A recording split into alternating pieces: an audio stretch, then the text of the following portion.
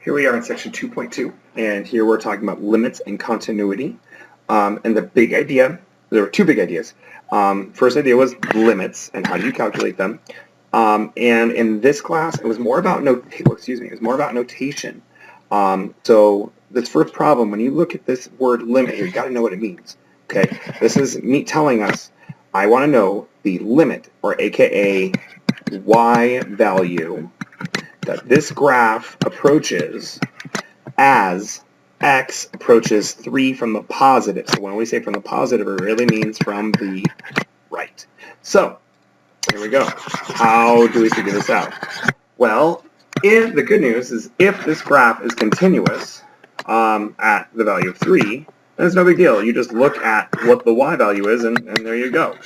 So we can just get it by substituting in 3. So let's hope that works. Let's substitute in 3 and see what we get.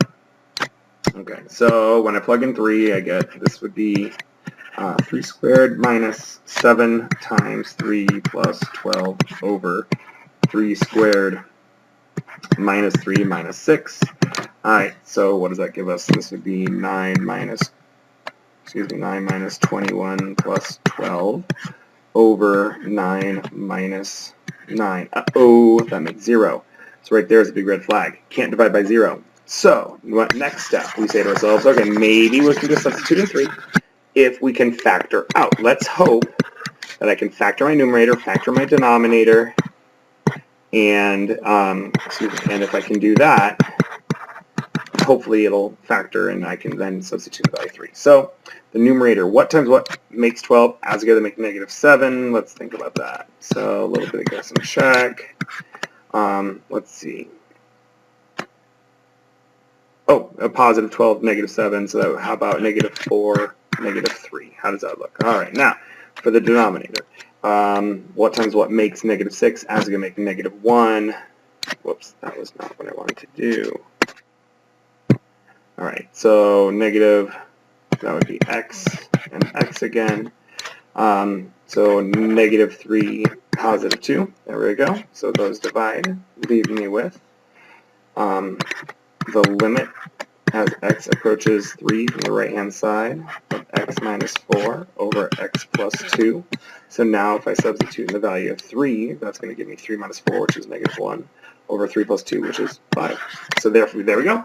I was able to get my limit just from plugging in values. All right, same thing for the next problem. So if I substitute in negative 4, am I going to get a 0 in the denominator? It does not look like it, so therefore I'm probably okay. So let's just do negative 4 raised to the third times negative 4 minus 2 all over negative, can I just cheat? Negative, well I won't, negative 4 squared minus a negative 4. Okay. That would be what?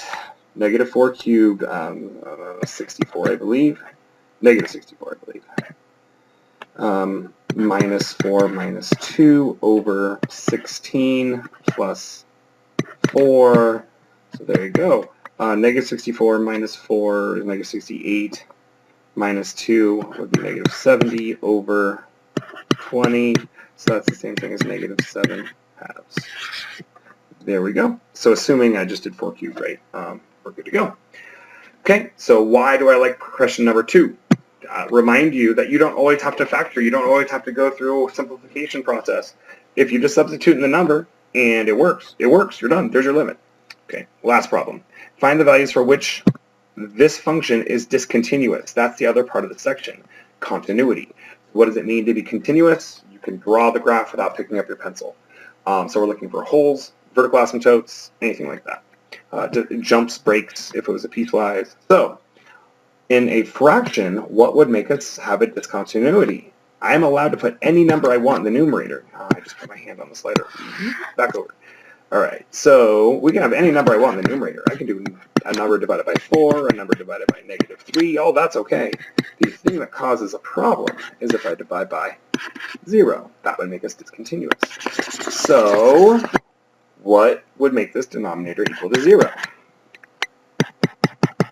Let's figure it out. Well, to solve this, we have to factor. Factoring is our friend.